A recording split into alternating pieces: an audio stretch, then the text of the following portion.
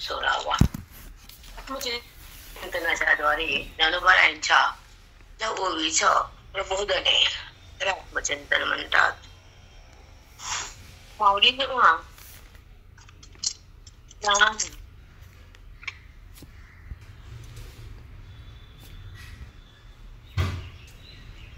आपल्या मुखातून ओवी या जगासाठी ज्या ओवीचा भावार्थ कोणी ते किचनच्या उठार कोणी बघा भगवंत ज्ञानोबारायांना काय द्यायचं होतं प्रत्येक जीवाला बुद्धीला. वेदाची शक्ती ही ओवी आहे.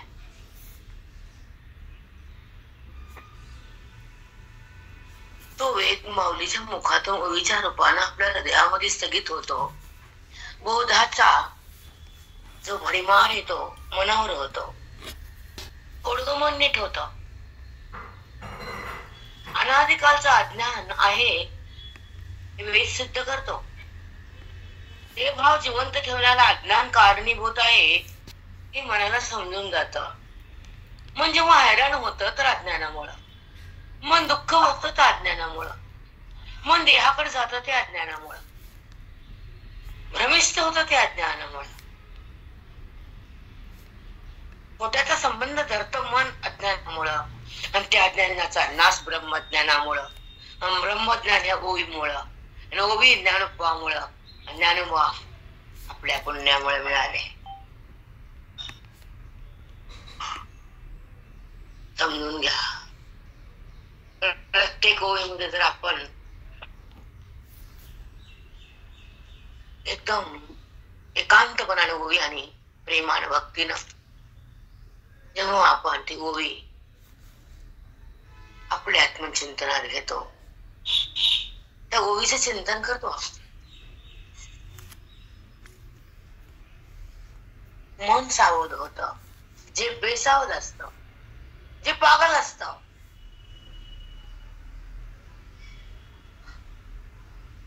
ते शांत होत, शान होत. ते सुमान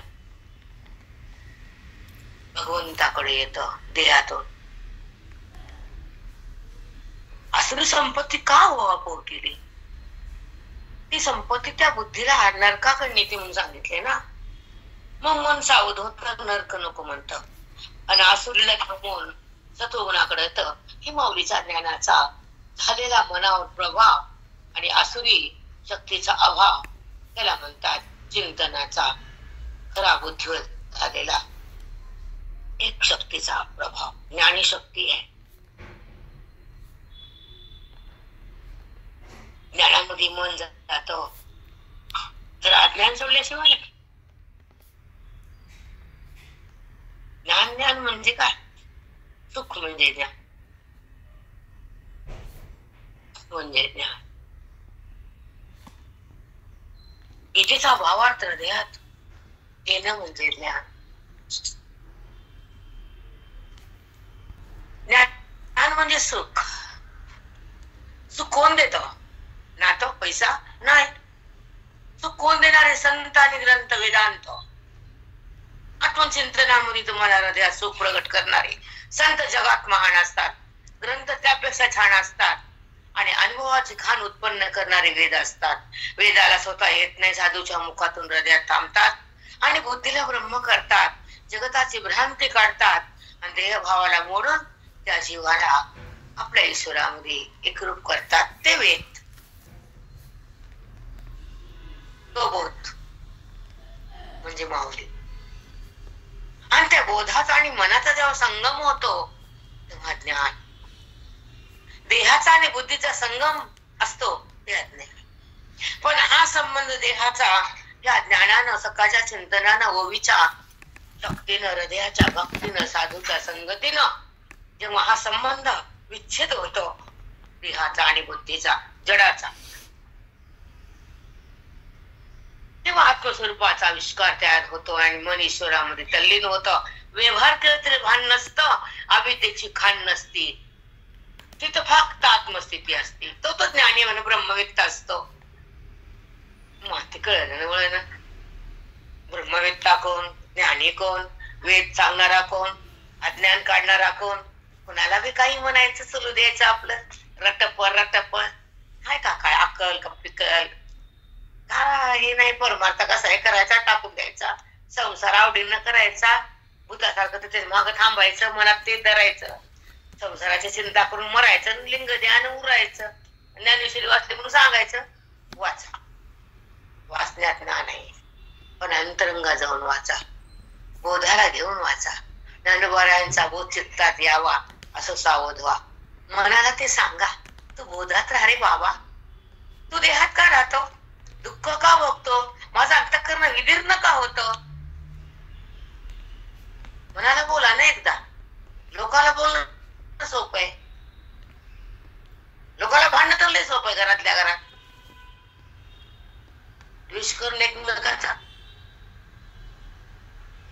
वैरभाव जागा ठेवणं मनात, एकमेकात परस्परात वैर ठेवायचं. का ठेवती वैर? असुरीस तू म्हणून वैर, काम क्रोध वैर, क्रोधातून वैर जन्मतो. लक्षात ठेवू जरा जरा काही काही पॉइंट. त्यामुळे आपला घात आपण करतो. म्हणून समभाव,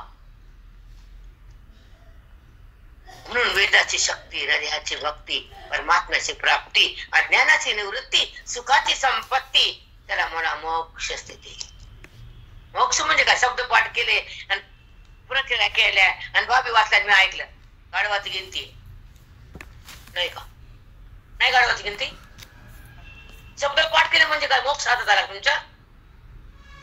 ओवी पाठ केले म्हणजे तुम्ही लई मोठा स्वर्गात गेलात का? तुम्ही शब्दात आहेत, केवळ शब्द. ते पाठांतरण ते तुम्ही बसा नखरे करीत तुमचेच. आमच्या बरोबरला पाठांतराला जास्त डिमांड नाही. नाही बेटा, अनुभूती.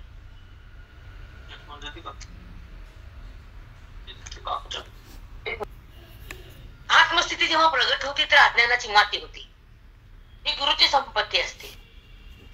दैवी संपत्ती प्रगट होणं, आसुर संपत्तीचा नाश होणं, अनादिकालचं अज्ञान फेकून देणं, हृदयानं स्वच्छ होणं आणि भगवंतापाशी राहणं, याला म्हणतात आत्मस्थिती. बाबी पाठ करणं, हे त्याव करणं, गर्दा बघणं, इंद्रियाचं पाप, मानसिक पाप मनानं ती बघितली की मनात कस तरी होत. हा, तुझी गीता कुठे गेली आता? कुठे गेली गीता? जर मन स्वच्छ नाही तर गीता काय करेल? बुद्धीचे पावर नाही तर ज्ञान काय करेल? संत चांगले भेटले तर अज्ञान काढता येत नाही तर तुझं जीवन तुला काय करेल? आयुष्य पाण्यात जाते. ज्या आयुष्याच्या श्वासामध्ये, संताच्या संगतीमध्ये, हृदयाच्या भक्तीमध्ये, वेदाच्या शक्तीमध्ये आणि ओव्याच्या प्रबोधनामध्ये जर मन राम नाही झालं, आयुष्य तुमचं मातीत गेलं. आमची भाषा कठोर आहे पण छान आहे. तुमचं बोलणं गोड आहे पण कडू आहे. तुम्ही चुकीचं का सांगा? गोड बोलून घात करणारे संसारी असतात, कडू बोलून जेव्हा ज्ञान देणारे महान असतात. गोड गोड बोलायचं, गळा कापायचा आहे ना. म्हणजे रंग बदलायचे लोक संसारी असतात. अज्ञानाचा रंग तोडतो तो साधक असतात आणि ज्ञानानं मन भगवंताला भिडतं ते सिद्ध असतात. ते कळण वळण पारायण केलं इकडे गेले करा, करू नका नाही सोडू नये, पण त्याची स्थिती भोगाल. आसुर संपत्ती असेल तर बंद करावी, त्याची नष्ट करावी. दैवी संपत्ती वाढवावी, अधिकारात जावं, भगवंताला पाहावं, भगवंत व्हावं, ओवीचं ज्ञान घ्यावं, अज्ञानातून बाहेर यावं, परब्रह्म बनावं आणि मग जगाला ज्ञान देण्यासाठी फवाड उडावं. आधीच अध्ययन नाही, ज्ञान नाही, वैराग्य नाही, अभ्यास नाही, कष्ट नाही, आम्हाला चिंता नाही करत, मन पागल होत त्यांचं. मग इकडे तिकडे हेरणं जमत नाही आपल्याला. उत्तम भक्ती आहे ज्ञान भक्ती. ज्या जीवाची तपस्या, अध्ययन, अध्यापन मनाला त्या भगवंताशिवाय थांबत नाही. मन ते भगवंताकडे जायसाठी अधीर असत. जसं आईला भेटले नाही तुम्हाला कसं होतंय? वर्षभर बघितले नाही, बघितले नाही, एका जन्माची माय बघितली नाही, लाखो जन्माचा बाप, त्याचं काही देणं घेत नाही, बघत असते माय. काल आई कशी म्हणली, आंधळीची खाती तुम्हाला सुद्धा का भावी कबूल करायचं? भावी खरं खोटा तुम्हाला उत्तर सुद्धा का आले रचले त्यांना कसं अन्वेषण म्हणले? अभ्यासाची खून असते भावी. तुम्ही दिलं का उत्तर? हा, मग त्यांना कसं दिलं अनिरुचीने उत्तर? अनिरुचीने काय आधी भाषा कुणाला झेपतो? अनिरुचीने कळत हे शब्दच लोकांना माहित नाही. अनिरुचीने सांगत नाही. आमटी सांगावं त्यांना, जगाला नीट करावं. व्यासपीठावर आल्यावर करू नये का? झोळी घेऊन डाव कुठे बी दारूला गेले ते आलं कुठलं तू शिकून बसलं बरं. भाषाच माहित नाही. कळतं का? सापेक्ष निरपेक्ष. म्हणून अध्यात्माचं भांडवल त्याच्या जवळ आहे. तो मोक्षाचा अधिकारी आहे. त्याची पंढरीची खरी वारी आहे नाही का? त्या पांडुरंगाला त्याने ओळखीलं, पांडुरंग मन झालं आणि त्या पांडुरंगाला ते मन जातं, भेटत आणि वापस येतं. पण पांडुरंगापाशी राहतं, घरी येत नसतं ते पुन्हा आणि कसं गोळ वापस. मग तुम्ही मन तर ठेवा की दंड घरी न्या वापस. याचं काय त्याला काम नाही तुमच्या दंडाचं. त्याला काय करायचे? हाडमासाचा पुतळा तुम्हीच पकडा त्याला आणि माझं म्हणा. ते म्हणतो ह्याच्यामध्ये मी आहे बघ, एवढंच कळू दे. तुझं मन तिथं मळू दे, अज्ञान तुझं जळू दे आणि जीवपणा तुझा सुटू दे. एवढंच पाहिजे पांडुरंगाला. मग त्याला परब्रह्म म्हणले. एकत्र देवाला म्हणले का परब्रह्म म्हणले का? तरी कळतं का पांडुरंग काय आमचा किती जवळ येते? हा, परब्रह्म लिंगम म्हणे पांडुरंगम. वैकुंठातला आले ते खाली परब्रह्म रूपान. आहे का बायको संग? एकटच आहे की नाही? मग परब्रह्म एकटच असत. मग ती माया तिथे रुक्मिणी ठेवून दिली नाही का? ठेवली का जवळ घेतली? देव होती म्हणजे माया जवळ यायची का? सांगितलंय पांडुरंगाला सगळं. माझे चित्त तुझे पायी. देवा माझे चित्त तुझ्या पायापाशी ठेवते. घरात चाललं, नात्यात चाललं, पैशात ठेवलं, भांडण्यात चाललं. तिला असं म्हणलं, तिला असं म्हणलं, असं का म्हणलं? अमोरूच गौप्ती गाथा. आमची एक वाण्याचे साधक चमत्कार असतो, ज्ञानाचा साक्षात्कार असतो, अज्ञानाचा संहार असतो आणि गुरुने दिलेल्या बोधाचा मोक्षाचा आविष्कार असतो. तो ज्ञानी महात्मा पांडुरंगाचे समरस असतो. तो आपल्या गुंग असतो. व्यवहार त्याचा दंग नसतो. व्यवहार करून बाजूला असतो आणि तो आत्मसाक्षात्कारात असतो. हे ज्ञानाचं फल असतं. हे वेदाची शक्ती असती, हृदयाची भक्ती असती, ज्ञानाची मुक्ती असती आणि साधू संग केलेल्या जीवाची संगती असते. फुकटपणे रस्त्यावर या, लाल बटन दाबले हातात मोक्ष पेंड आहे ग. लाखो कोटी जन्माचं अज्ञान तुमच्या सोबत बाळगलं आणि 60 वर्षानंतर इकडं आपण आलं पिल्लू आणि आमचं अज्ञान गेलं. वा ग माय, सोपं आहे? साधं मरका संसार सोपं नाही किंवा कमवायला, घर बनवायला, लोकांचे मन जिंकायला, लोकांचा छळ सोसायला सोपं आहे का?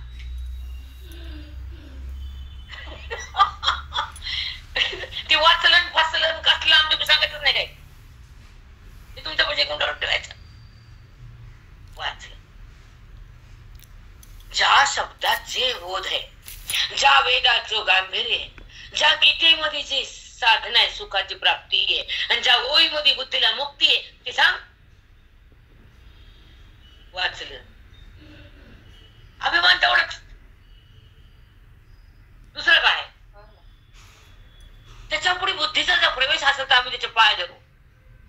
उभीचा चमत्कार हृदयानं घेतला आणि तसं मनानं झालं आणि बंधन गेलं, देहभान संपवलं, अज्ञान उडालं, ज्ञानात मन बुडालं तर तुझे पाय धरू आम्ही.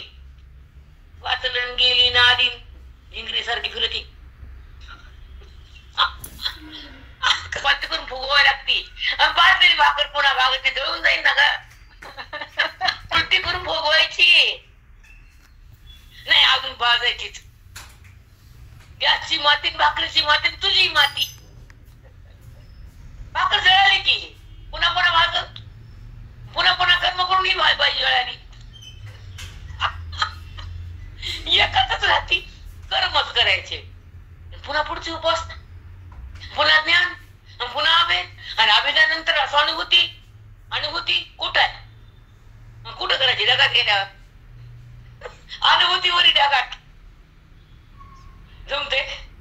एका बारानं बुद्धीनं जेव्हा ओलांडलं जातं, कर्माची परिसीमा करून शुद्ध आचरण करून कर्माचा परित्याग करणारा अंतःकरण आणि फलाची आशा सोडणार मन जेव्हा भगवंताची समरस होण्यासाठी उपासनेमध्ये येतं आणि उपासना परिपूर्ण करून संताकडे जातं आणि ज्ञानाचा बोध हृदयात घेतो आणि मुक्तीच्या सोबत राहून दंग होतो आणि अभेदाचा संग होतो, तेव्हा ईश्वर तो जीव आत्मा सतत होतो, सदा ईश्वर राहतो. म्हणजे कुणाकडे जायचं? पुन्हा वळण माती दगड एक टप्प्यानं परमार्थाची शिडी चढावी आणि मनातली आडी काढावी, उपाधीचा संग तोडावा, भ्रमाचा मनातून काढावं, अभेदाचं नातं जोडावं, भेदाला मुळातून फेकावं आणि स्वरूपाचं ज्ञान हृदयानं भोगावं आणि संताचा संग करून हा प्राण प्रणव करावा. कुणाचा संग करायचा? घ्यायचा आणि त्याचा शब्दानं मारत, केटर मारत, जोडे मारत, खाली वरी करत आणि ते माझं मर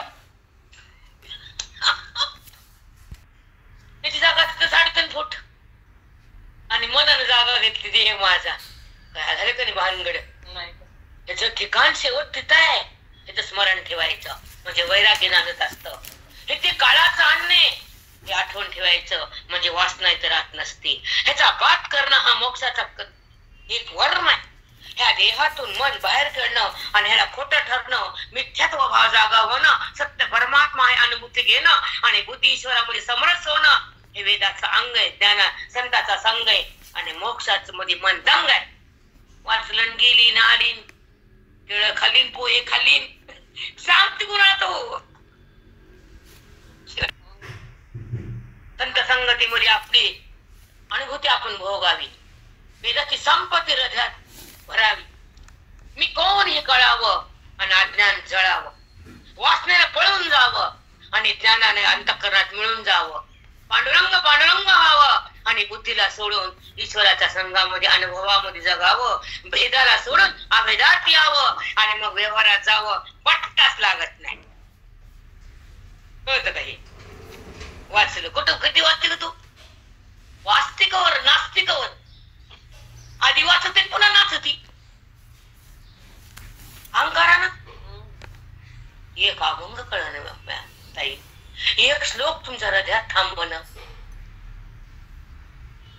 जेव्हा आपण पारायण होतो तर तत्परायण आहेत का? आपण भगवंताचे तत्परायण असणं त्याचं नाव पारायण, अज्ञानाचं मरण त्याचं नाव पारायण, देहभाव संपवणं त्याचं नाव पारायण, जगताचा बात करणं त्याचं नाव पारायण, साधूच्या बोधात मनानं उडी देणं त्याचं नाव पारायण, वेदाची शक्ती हृदयाची भक्ती आणि परमात्म्याची प्राप्ती त्याचं नाव पारायण.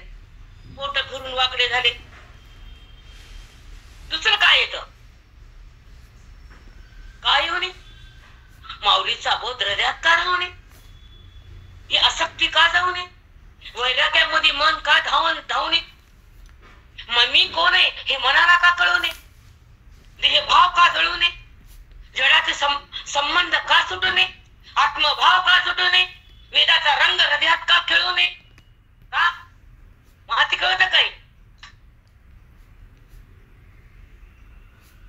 आत्मचिंतन काय आहे? देहभाव म्हणजे काय आहे? सुख दुःख का उत्पन्न होतात? सुख दुःख करणार अंतःकरण भगवंतात लीन झाल्यावर कुठलं सुख आणि कुठलं दुःख? मी ऐकलं उपकार केले का? आमचा राहायचं नको जर संसारात बुड काय तिथं? संसारात काय? केवळ दुःख. मग संसार राजाचा असो का रंगाचा असो, तिथं फक्त दुःखच मिळणार. पण ज्ञानामध्ये मी कोण करणार?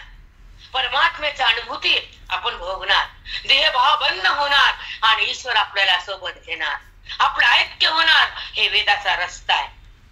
साधूची भेट आहे. साधू हे देतात तुम्हाला कपडे भेट. लोकांना दिले की तेव्हा तिला साडी केली, आज केलीच नाही, तिच्या घरी गेलती. हा देऊ दे की तिला साडी. एका दिवस नणंद आहे जाऊ केली असं सोडून दिलं ते आणि तिला 500ची केली आणि मला 200च केली. हा काय पाठ असतं बायाला. घोर पुण्य, घोर पुण्य. त्या पुण्यानं तू तरुण जाशील, अज्ञान तुझं मरून जाईल, दान धर्म केल्यावर अंतःकरण पावन होईल आणि साधूची भेट होऊन मुक्तीच्या घरात तुला राहता येईल.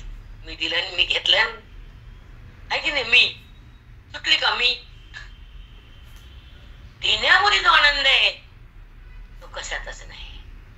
मग ज्ञान देऊ का दान देऊ, जो आनंद है कुछ और बात है. देणारा असा असतो, घेणारा कळतं का ताई? आणि साधूला देणं जगापेक्षा महान आहे. वळण त्याचं पुण्य अफाट आहे. समजत नाही रे बाई. मला मागच म्हणले मी, जेव्हा MIDC मध्ये अक्कल तरी आहे का?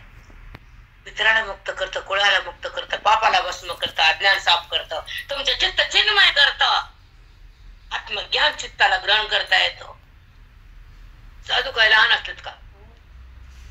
4 वेळाची तिथं मांडणी असते. वळण वळण तुम्ही नेतो नेत जा नको छाया. तुला करायचं काय? दुसरे साधक माझे गुरु हे अधिकार, आणि तोच मी हा बुद्धीचा निश्चय, देहच मी हा ज्ञानाचा निश्चय, जगत खरं हा भ्रांतीचा निश्चय, बोधाचा आविष्कार हा पुण्याचा निश्चय, संतांची भेट अगाध पुण्य, अज्ञान संपणं अरे राम. अज्ञान आहे का अज्ञान सरकलं का अज्ञानाने पगडा केला का अज्ञान बाजूला गेलं हे जास्त नावलोकन करायचं. तुमच्या डब्यातलं पीठ संपलं तर बाहेरचा फोन येतो तुम्हाला गल्लीतला, ए संगीता मला बघावं लागतं. तसं हृदयातलं अज्ञान त्या ज्ञानानं मारलं की नाही हे तुम्हाला अनुभवावं लागतं. फोन येतो नाही, दुकानदार फोन करते तुझ्या डब्यातली पीठ संपली ये, कसं असतंय. म्हणून साधूच्या संगतीमध्ये बोधाची जी अनुभूती येते आणि व्यक्ती शांत होती आणि भगवंताला जाऊन भगवंत बनती, तेव्हा तुमच्या हृदयाच्या डब्यात त्या मोक्षाचं पीठ भगवंत घालतो. भावी खूप सुंदर बाई. वेदाचा एक चमत्कार बघतो. ज्ञानेश्वरीचं चिंतन करतं मन, ते ज्ञानामध्ये विगरून जातं. ते मन अमान्य होतं. मग तिकडं इकडं मनात गेलं कुणाकडे नात्याकडे ते खात काय करतात नात्याकडं वासनेनं. वासना संपत्ती अनुभूती तयार होती. ही वेदाची शक्ती, साधूची संगती, ओवीची भक्ती, ज्ञानवरायची शक्ती जेव्हा बुद्धीमध्ये उतरती तेव्हा बुद्धी ब्रह्मरसामध्ये बुडून जाते. व्यवहारात बुडत नाही बुद्धी, तरफड करत नाही बुद्धी, बडबड होत नाही बुद्धी, शांत होती बुद्धी, निरामय होती वृत्ती, ती भगवंतात लीन होती. अंतःकरणाची स्थिती, मनबुद्धी चित्ताहंकार लीन होतात. झालेला व्यवहार बाधित होतो. अंतःकरण राम होता आणि मन ब्रह्म होता. त्या ठिकाणी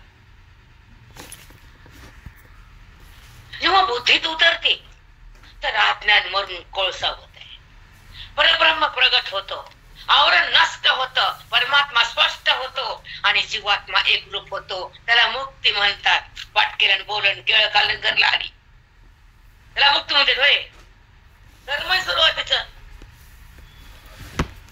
मी काय करते, माझं काय अवस्था आहे, मी काय भावना बदलली, माझी वृत्ती देहात आहे का देहाहून भिन्न आहे, का व्यवहार बाधित आहे का माझं चित्त अबाधित आहे, तुम्ही सांगायचा.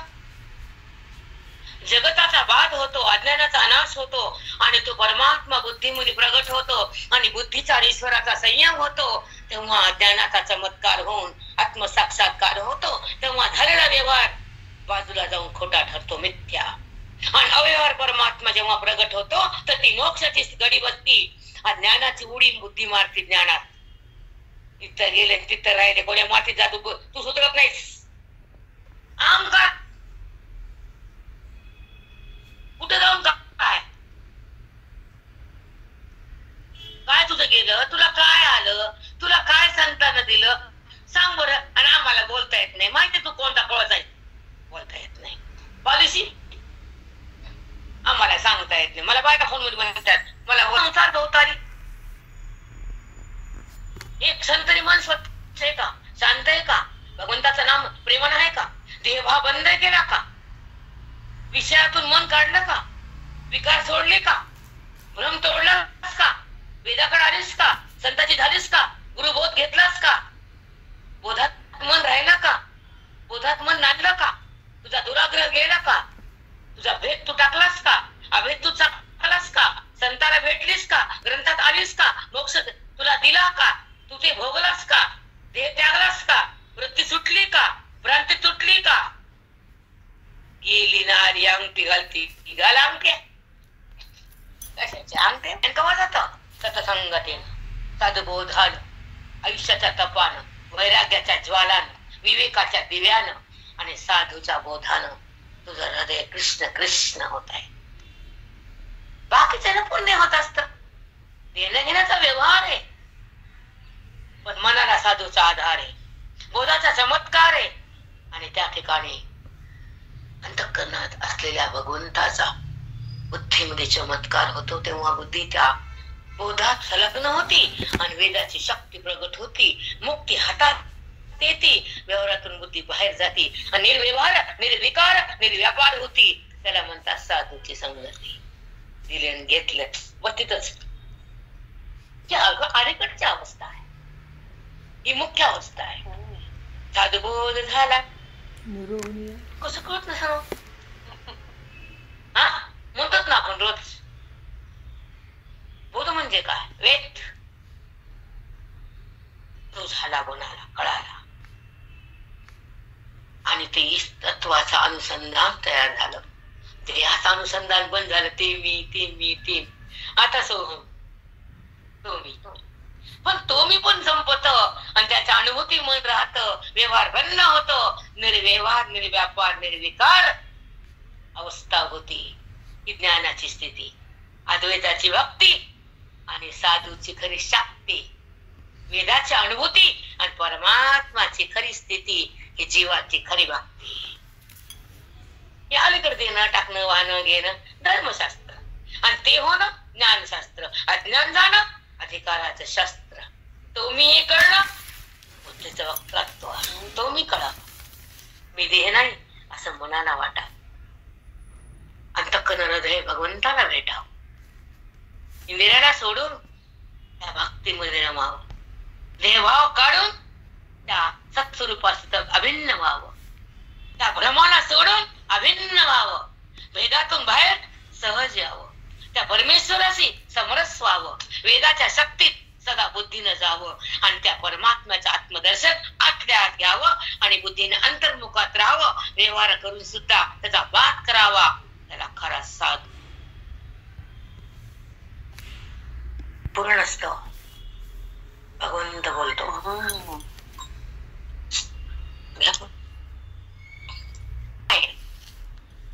ते परमात्म्याचं असतं. तुम्ही ऐकलं, मी तुम्हाला म्हणलं सांगा बरं 1 तास, सांगू शकता का ऐकून तरी? त्याला बोलाले आहे म्यूट टाका प्लीज. परमात्मा तुम्हाला साधकाला देतो, आम्ही निमित्त मात्र असतो. अरण 8ला 10 कमी, मला बी कळलं नाही किती बोलले काय. आसक्ती ते घुरट, तिथे विरक्ती ते मधुर, सगळे व्यासपीठ भरलेले. कुठं काही वैराग्य, कुठे जगाचे तळमळे, कुठं प्राण कसाच होतो असा. साधकानं असं व्हावं. किती तास बोलले? 1 तासला फक्त 5 मिनिटं राहिले. बघा काय वेद काय, ज्ञान काय, बोध काय, गुरु काय, संप्रदाय काय, वारकरी काय, धर्म काय, ज्ञान काय, मोक्ष काय, भ्रम काय, वासना काय, व्यवहार काय, वृत्ती काय, भेद काय, अभेद काय, हे जोपर्यंत मनाला टच होत नाही तर तुमचं मन रामामध्ये जात नाही. राम तर होतच नाही. तुझे नारायण बी आहे तुमच्याकडे.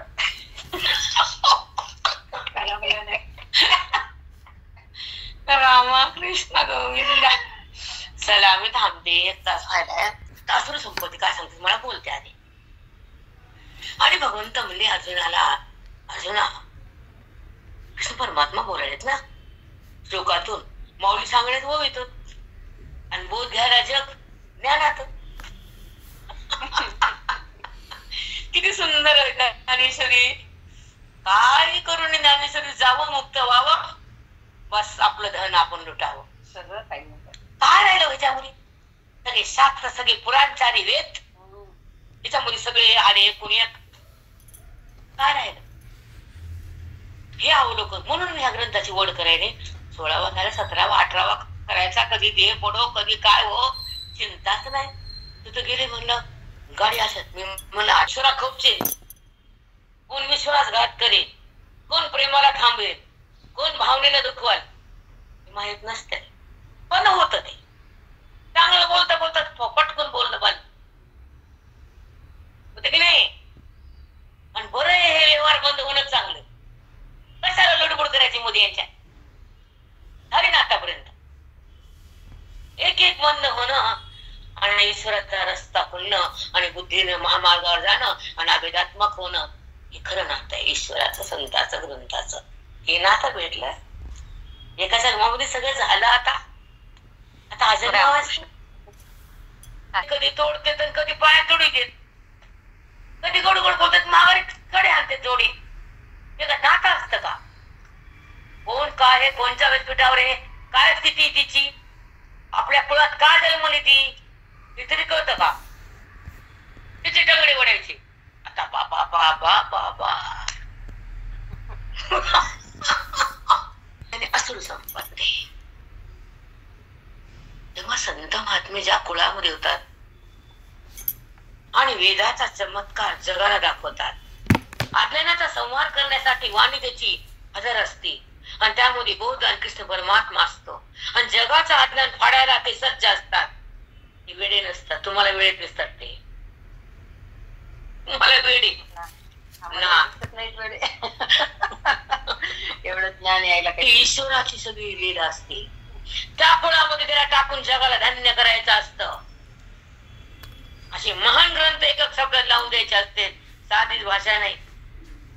एक वाक्य सांगा म्हणजे बायका तो बसता, तेरी बिच्चो मेरी बिच्चो. आम्हाला नाही सांगायचं, तू काय आहे ती माहिती मला. त्याच तळमळ होता का, रडत का, अनुवाद का येत नाही. प्रीती रडत होत्या. ही सरिता फरिता काय डोक्यात ठेवा हात मुंडकटे म्हणतो माझ्या. रात्रीच्या अवसरी व्यापारी जे निशाचरी, दिवसा सुव्यवहारी मनुष्याधिकी. जेव्हा रात्री व्यवहार होतो तर निशाचर म्हणजे भूत. आपण झोपलेलो असतो तेव्हा ते जागे असतात आणि आपण जागे असतो तेव्हा ते अदृश्य असतात. तसं अस्थूल संपत्तीमध्ये मी नसतो आणि जेव्हा दैवी संपत्ती असते तर तो माझ्याहून नसतो. सिद्धांत लावून घेत जावे. शब्द वाचून नाही असतं. बहुत केले पाठांतर वर्म राहिले दूर. काकाची सदा सदा केटर द्या मला. बहुत केले पाठांतर वर्म राहिले दूर. पाठांतर दूर. तरी कवा चांगलं म्हणायची. महाराष्ट्र जिंदगी चांगलं म्हणे आम्हाला कधीच नाही. मास्तान म्हणायचे कुठे ते म्हणतच नव्हते.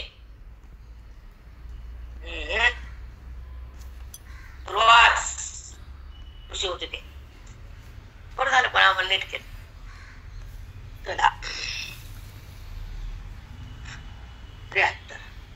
तैसिया आपुलिया रहाटी वर्तती दोन्ही सृष्टी, दैवी आणि किरटी असुरेत. जसं दिवसा मनुष्य व्यवहार करतात आणि रात्री निशाचा व्यवहार करतात, तसं असुर संपत्ती आणि दैवी संपत्ती ह्या जगामध्ये अनादिकालापासून व्यवहार करते. पण दोन भिन्न असतात. आसुरी त्रास देते, दैवी संपत्ती सुखाला प्रगट करते. हे तुला मी सांगतोय. अजून तू ऐकतोस. याचे तलाव नाईक आणि आसुरी संपत्तीच आहेस ती तू वाढव.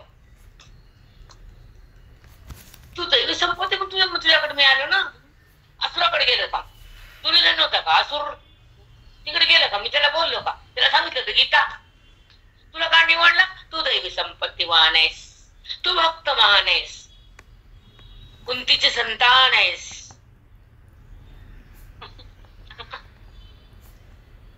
चल कैसी आपल्या राहते वर्तत दुःख.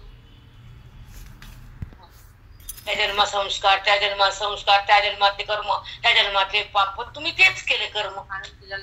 मग ते तुम्हाला सोपं वाटतं. संसार सहज वाटतो आणि परमार्थ कठीण वाटतो. कारण परमार्थाचा पहिला जन्म.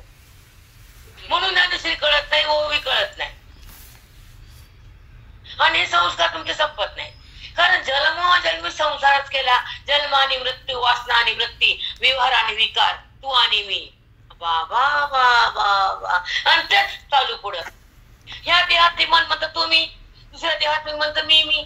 कुत्र्याच्या पिल्ल्याकडे कुत्री जाते, छोटं बाळ असतं पिल्ल्याचं, आणि ती कुत्री तिथं असती.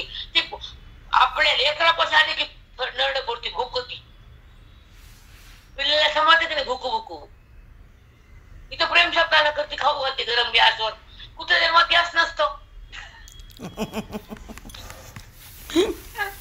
राम राम आई.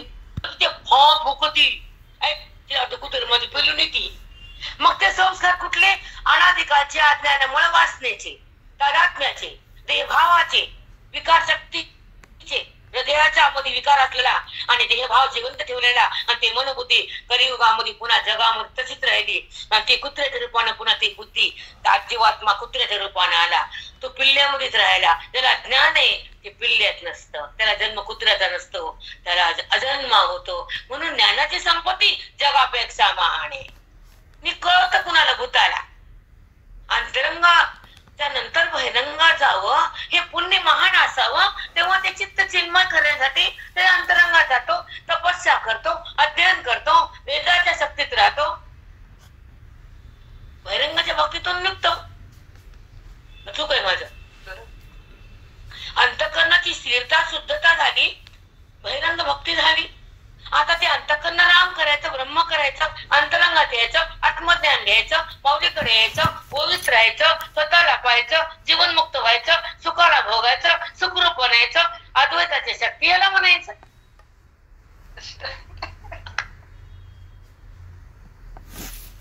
आत्मस्थिती काय आहे? ते भाव बंद झाल्यानंतर अद्वैताचा जेव्हा प्रगतीकरण होतं, वेदांत तिथे येतो, पांडुरंग त्या जीवाला एकरूप होतो, तेव्हा ती आत्मस्थिती जीवात्मा बघतो. तो देहात नसून परमात्म्यात असतो, त्याला अद्वैताचा रस म्हणतात. आमच्या पुढेच आहे महात्मा. कळलं ना वळण? जेव्हा भगवंत तुम्हाला जवळ घेतो बुद्धी रूपानं, तुमच्या सोबत येतो अभिन्न रूपानं, देहभाव बंद होतो ज्ञानाच्या शक्तीनं, आणि परमात्मा तुमच्या बुद्धीत एकरूप होतो संतांच्या कृपेनं, आणि तुम्ही राम बनतात या संत संगतीनं. तर काय उरलं मग तुमचं जन्म आणि मृत्यू? कोणतं कर्म करायचं, कुठं पुढे जाऊ? पागट्ट पुरी.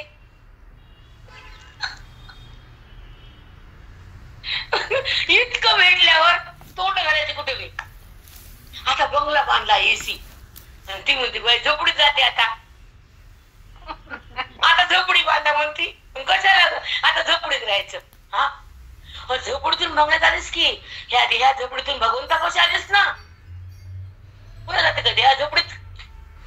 पुन्हा अवकात कमी, अधिकार कमी, सत्संग कमी, अभ्यास कमी, वैराग्य कमी, अंतःकरणाची निग्रह नाही. काय करावं हे कळत नाही, आत्मभाव जळत नाही, देहभाव जळत नाही, परमात्मा बुद्धीमध्ये खेळत नाही, तवर जीवात्मा अंतरंगात येत नाही. शब्द पाठ करायचे नाही, हृदयात ठेवायचे. मी पाठ केलं का भावी? आता चला बरोबर, काही करायचंच होतच नाही. म्हणून बहिरंगातून अंतरंगात कसं जावं हे तुम्हाला उत्तर दिले आता. अंतरंग मिळाल्यावर बहिरंगात जाऊ नये, बंगला बांधल्या झोपडीची आशा करू नये. झोपडी वाराने मोडली, बाई रात्री कुडकुड करून मिली. झोपडी काट्याची कुट्याची, त्याची झोपडी हाडाची. असा विचार कोणी करत ही झोपडी हाडाची आणि ती झोपडी काढायची. बंगला दिला, आता पोरानं बांधला, ती म्हणते नाही झोपडी बांध की रे. ऐक रे, भिकमागाचं लक्षण आहे की नाही सांगा? म्हणजे बंगला बांधल्यावर एसी बांधलं, त्या फर्निचर लाकडाला 10-20 लाख घातले, ती बाय म्हणते लाकडा झोपडी करून दे की दारात. कोणी म्हणत नाही हो झोपडी. काय अवघडी जगाला काय सांगावं, असं बोलावं लागतं.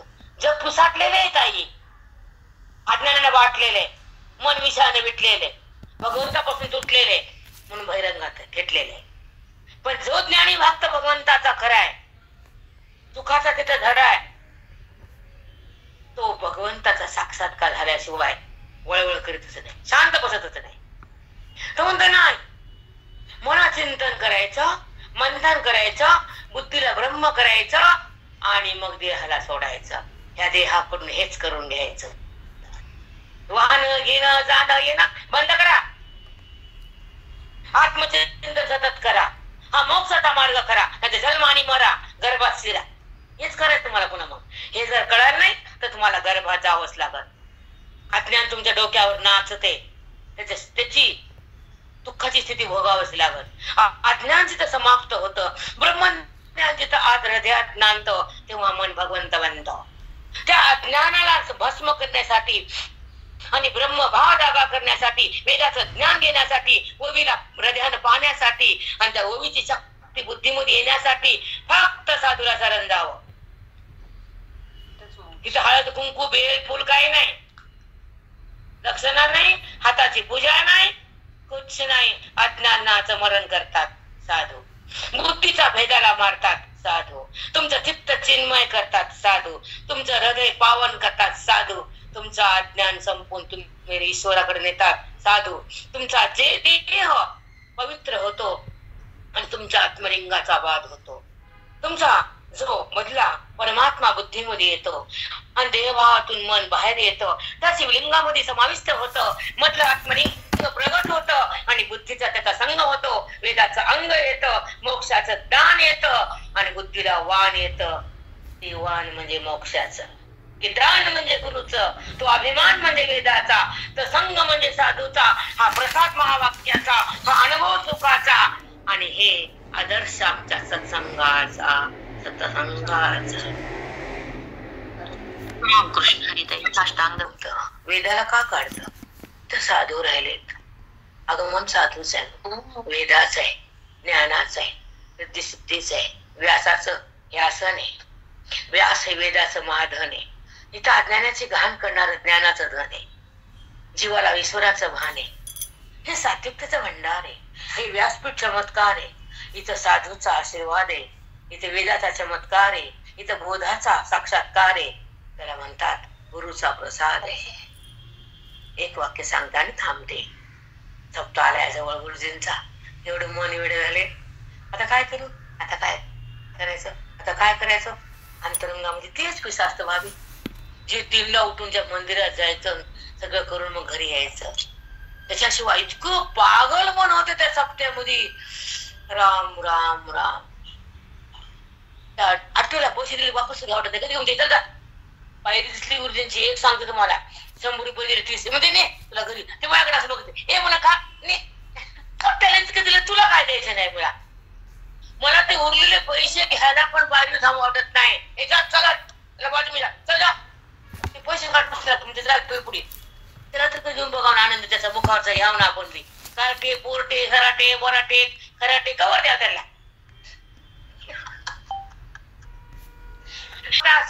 जर 30 रुपये दिले 70 रुपये त्यांना घेतले तर असं बघताना ते असं बघत त्याच्या चेहऱ्याचा आनंद 70 रुपयाचा. त्याला 70 कोटी दिले तर त्याचं तोंड खालीच. कुठं आशीर्वाद घेत जावं दारा देवाच्या. रुपयाचा हिशोब करते, तुझा हिशोब ते करते वरी गेल्या. येण्याचा बाजार कोणाला दान द्या. अडचणीत लवकर धावून जा. मुक्तीला हातात द्या. अज्ञानाला मारून टाका आणि भगवंताला शरण जावं आणि संताचं वन हातात यावं. सांभळा. श्री गुरु ज्ञानदेव तुमच्या घरी आज गुरुजी आले. खूप सुंदर.